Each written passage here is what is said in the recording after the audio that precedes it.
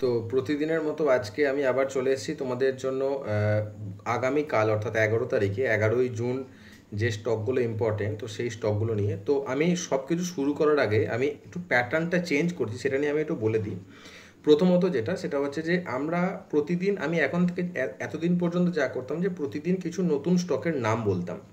এর ফলে আমার কাছে বেশ কিছু জনের কমপ্লেন এসেছিল যে যারা আমাকে জিজ্ঞাসা করছিল, দাদা যে পুরনো স্টকগুলো আছে সেই পুরনো স্টকগুলোকে আমরা কি করব, কখন ছাড়বো, কখন ধরবো, সেটা নিয়ে কিছু আপনি বলছেন না, আমরা ওটায় ফেঁসে যাচ্ছি, আমরা কি করব বুঝতে পারছি না। তো তার জন্য আমি এখন থেকে যেটা চেষ্টা করছি সেটা হচ্ছে যে আমি একটা সপ্তাহের শুরুতে বেশ কিছু স্টকের কথা বলবো। আমি খুব বেশি স্টক রেগুলার অ্যাড করব না, বরঞ্চ যে স্টকগুলো আমি বলেছি সেই স্টকগুলো যেগুলো প্রফিটে আছে সেগুলো তো ওয়েল অ্যান্ড গুড, কিন্তু যেগুলো পারফর্ম করতে পারলো না, সাপোজ আমি গতকাল কিছু স্টকের নাম বললাম, যে স্টকগুলো আজকে পারফরমেন্স দিতে পারলো না, নেগেটিভে ট্রেড করলো, তো সেগুলোকে আমরা কি করব সেইটাও আমি আজকে আলোচনা করব, প্লাস কিছু নতুন স্টক বলবো। ঠিক আছে? তো প্রথম আমি যে স্টকটার কথা আজকে প্রথমে বলবো, যেটা আমি অলরেডি বলেছি, সেটা হচ্ছে যে রিলায়েন্স পাওয়ার। তো রিলায়েন্স পাওয়ারটাকে আমি বহুদিন থেকে বলছি। রিলায়েন্স পাওয়ার আমি যখন বলেছি, আগের সপ্তাহে আমি রিলায়েন্স পাওয়ার নিয়ে ভিডিও করেছিলাম, সেখানে আমি বলেছিলাম আগের সপ্তাহে শেষ পর্যন্ত রিলায়েন্স পাওয়ার প্রায় 7.5-8% মতো প্রফিটে ছিল, আজকে আবার 10% উঠেছে। তো ওভারঅল রিলায়েন্স পাওয়ার আমি যেটা দেখতে পাচ্ছি, রিলায়েন্স পাওয়ার মোটামুটি আমি বলার পর থেকে এখনো পর্যন্ত প্রায় 14-15% রিটার্ন কিন্তু অলরেডি দিয়ে দিয়েছে। ওকে, তো এখন প্রশ্ন হতে পারে যে 7%, 10%, 17% হয়, তার মাঝে একদিন কমেও ছিল, সেটাকে আমি ক্যালকুলেশন করে আমি বলছি প্রায় 14-15% রিটার্ন দিয়েছে। তো এখনও পর্যন্ত যারা রিলায়েন্স পাওয়ারে ঢুকেছিলে কিন্তু বের হওনি, তাদেরকে বলছি বাবা বেরিয়ে যাও, অত লোভ করতে হবে না, হঠাৎ করে একদিন আবার 4-5% ডাউনও চলে যেতে পারে। ঠিক আছে, কারণ রিলায়েন্স পাওয়ারের যে আপ মুভটা সেটা প্রচণ্ড বেশি, অতটা বেশি আপ মুভ কিন্তু বেশি দিন থাকে না। ওকে, আচ্ছা, রিলায়েন্স পাওয়ারের সঙ্গে একটা ভালো কথা কি, রিলায়েন্স পাওয়ার যেহেতু ভলিউমের সাপোর্টটাও আছে, তাহলে সেটা কিন্তু কনসিডার করেই আমি বলছি যে যতটা পারো বেশি লোভ করতে যেও না, যত তাড়াতাড়ি সম্ভব বেরিয়ে যাও। যদি ওটাকে ট্রেড করতেই হয় তাহলে কিন্তু অ্যাক্টিভলি ট্রেড করো, ওটাকে ধরে রেখে তুমি অন্য কাজ করলো সেটা নয়। রিলায়েন্স পাওয়ারকে কন্টিনিউসলি মনিটর করতে থাকো, যখন তোমার মনে হবে যে নিচের দিকে যাচ্ছে ডেফিনেটলি ওটাকে ঝেড়ে ফেলতে হবে। ওকে, আর তারপর আসি এমসিএক্স। এমসিএক্সকে আমরা আগের সপ্তাহে বলেছিলাম, এমসিএক্স বিশাল ভালো রিটার্ন দিয়েও ছিল।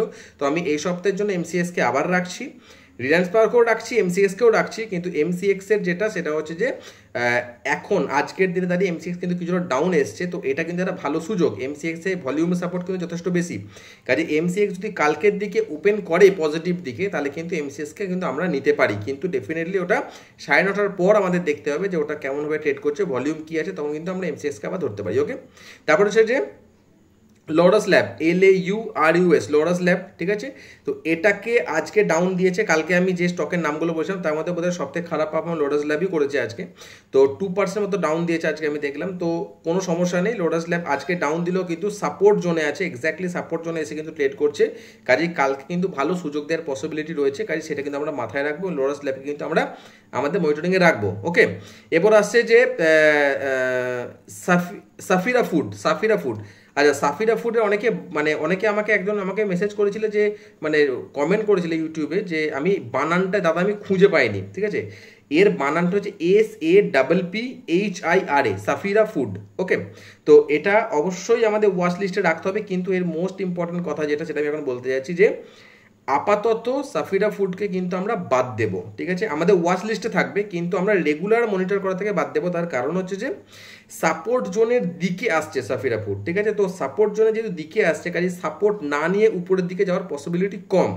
ঠিক আছে, ভলিউমের কিন্তু সেভাবে এর কি বলবো, সাপোর্ট পাচ্ছে না, কাজেই সাফিরা ফুডকে আমরা রাখবো তো, এবং দেখবো যে ও যখন সাপোর্ট জোনে আসছে, সাপোর্ট জোনে যাওয়ার পর যে মোমেন্টামটা দেবে, যে রিভার্সালটা দেবে, সেই রিভার্সালে আমরা সাফিরা ফুডকে নেব, এবং সাফিরা ফুডকে কিন্তু তখন থেকে আমরা আমাদের বাই করার পসিবিলিটি থাকবে। এখন সাফিরা ফুডকে আমরা বাই করবো না, যদি বেড়েও যায় দেন বাই করবো না। ওকে, তারপর হচ্ছে আচ্ছা হ্যাঁ, প্রাজ ইন্ডাস্ট্রিও কিন্তু এমন পজিশনে আছে যেখানে আজকে ডাউনফল দিল, আজকে 1%-এর নিচেই ডাউনফল দিয়েছে।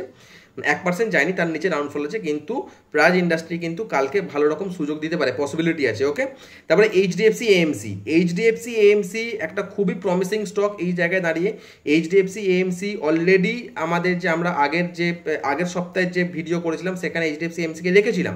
ওকে, এবং এইচডিএফসি এএমসি কিন্তু খুব ভালো রিটার্ন দেওয়ার পজিশনে আছে। ডেফিনেটলি আজকে ডাউন গেছে, কিন্তু স্টিল এটা কিন্তু সুযোগ দিতে পারে। এইচডিএফসি এএমসি কিন্তু আমরা ধরে রাখবো, ঠিক আছে। AMC means asset management company. Okay, আচ্ছা, মাহিন্দ্রা অ্যান্ড মাহিন্দ্রাকে আমি বলেছিলাম আগের দিন, ঠিক আছে, 9 তারিখে যে ভিডিও ছিল সেখানে আমি বলেছিলাম মাহিন্দ্রার কথা, কিন্তু মহিন্দ্রাকে আমি আপাতত বাদ দিচ্ছি। মহিন্দ্রাকে আমি আমাদের লিস্টে রাখবো না, তুমি লিস্ট থেকে বের করে দিতে পারো। তার কারণ হচ্ছে যে সাপোর্ট জোনে প্রাইস রিজেকশন পেয়েছে, এবং এটা একবার না দুবার হয়েছে, এবং প্রাইস রিজেকশন পাওয়ার পর আমি রাখতাম যদি সাপোর্ট পেতাম ভলিউম ডিক্রিজ করছে, প্রাইস রিজেকশন পেয়েছে, তো আমার মনে হয় না যে মাহিন্দ্রাকে রাখার দরকার আছে। কারণ যদি আপ ট্রেন্ডে যায় তো আপ ট্রেন্ড কিন্তু স্টেবল হতে হবে না, কাজে মাহিন্দ্রাকে আমি বাদ দেবো। ওকে, সিএটের যা আমি চার্ট দেখলাম তাতে দেখলাম যে ভলিউমের যে সিচুয়েশন রয়েছে সিএটের ক্ষেত্রে সেটা কিন্তু খুব একটা ভালো নয়। সিএটের স্পাইক ভলিউম তৈরি হচ্ছে, তো সিএটের ক্ষেত্রে আমি বলবো যদি ছোট্ট করে যদি খুব অ্যাক্টিভলি ট্রেড করে 1.5-2% নিয়ে বেরিয়ে আসতে চাও দেন ওয়েল অ্যান্ড গুড, আদারওয়াইজ সিএটকে তুমি বাদ দিতে পারো। পিএনবি হাউজিং ফাইন্যান্সের কথা আমি আগেও বলেছিলাম, এখনও বলছি, কিপ অন ওয়াচিং, ভালো করে ওটাকে দেখতে থাকো। পিএনবি হাউজিং ফাইন্যান্স কিন্তু সুযোগ দেবে, সেই সুযোগটা কিন্তু আমাদের কাজে লাগাতে হবে। ওকে, রেডিকো খাইতান কিন্তু ভালো একটা পসিবিলিটি, মানে ভালো একটা রিটার্ন অলরেডি দিয়ে দিয়েছে। যারা আমার ভিডিও দেখছো তারা যদি রেডিকো খাইতান নিয়ে থাকো তো যারা কিন্তু ভালো একটা রিটার্ন পেয়েছো, যারা তখন ঢুকতে পারোনি, ঠিক আছে, তাদের জন্য আবার কিন্তু ফ্রেশ বাইং একটা সুযোগ আসছে। কারণ রেডিকো খাইতান কিন্তু একটা সাপোর্ট জোনের কাছে ট্রেড করছে, এবং এবার থেকে কিন্তু প্রপার সাপোর্টে এসে একটা ছোট্ট একটা মানে ইনডিসিভ ক্যান্ডেল তৈরি করছে একটা। ওকে, তো এখন এই জায়গায় দাঁড়িয়ে কিন্তু রেডিকো খাইতান কিন্তু ভালো জায়গায় যাওয়ার একটা পসিবিলিটি রয়েছে, কাজে একে কিন্তু আমরা আমাদের ওয়াচ লিস্টে রাখবো। ওকে, তো আজকে এরপরে আমি কিছু স্টকের নাম বলছি যেগুলো আমাদের নতুন অ্যাড হচ্ছে আমাদের, ঠিক আছে। প্রথম হচ্ছে হ্যাপিয়েস্ট মাইন্ড টেক, ভালো করে বুঝে নাও। হ্যাপিয়েস্ট মাইন্ড টেক বিশাল প্রমিসিং না, বাট এটা কিন্তু সুযোগ আসার পসিবিলিটি আছে, 1 নাম্বার। 2 নম্বর এয়ারটেল, ভালো পজিশনে আছে, তবে কালকেই যে 4-5% বেড়ে যাবে সেটা নয়, বড় স্টক, ধীরে ধীরে বাড়বে, সুযোগ আছে। 1-1.5 মাসে তুমি যদি হরাইজন রাখো তুমি ভালো রিটার্ন পাবে। আইসিআইসিআই ব্যাংক, ঠিক আছে, 3টে বললাম নতুন, happiest mind tech, Airtel, ICICI bank, এগুলোকে আমরা আমাদের ওয়াচ লিস্টে ঢোকাবো। বাকি যেগুলোকে বললাম যেমন বললাম সেটাকে সেভাবে রাখো, আই থিঙ্ক ভালো রিটার্ন হবে। আচ্ছা, যদি তোমরা এখন পর্যন্ত আমার ভিডিও দেখে থাকো তো আমি একটাই কথা বলবো, আমার কাছে অনেক কোয়ারিজ আসছে যে আমাকে যোগাযোগ করবে কি করে, ঠিক আছে।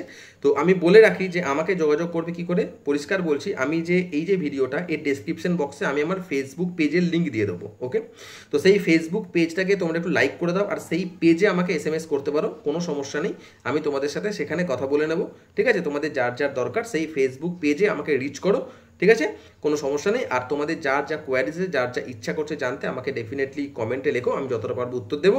আর যেটা আমি উত্তর দিতে পারবো না, বড় আনসার হবে, সেটা তোমরা ফেসবুক পেজে এসে লেখো, আমি তার সাথে ডিরেক্টলি কথা বলে নেবো। ওকে, আর যদি যারা এখন পর্যন্ত দেখে ফেলেছো তো কাইন্ডলি চ্যানেলটা সাবস্ক্রাইব করে দাও, কারণ সাবস্ক্রিপশন ইজ কমপ্লিটলি ফ্রি।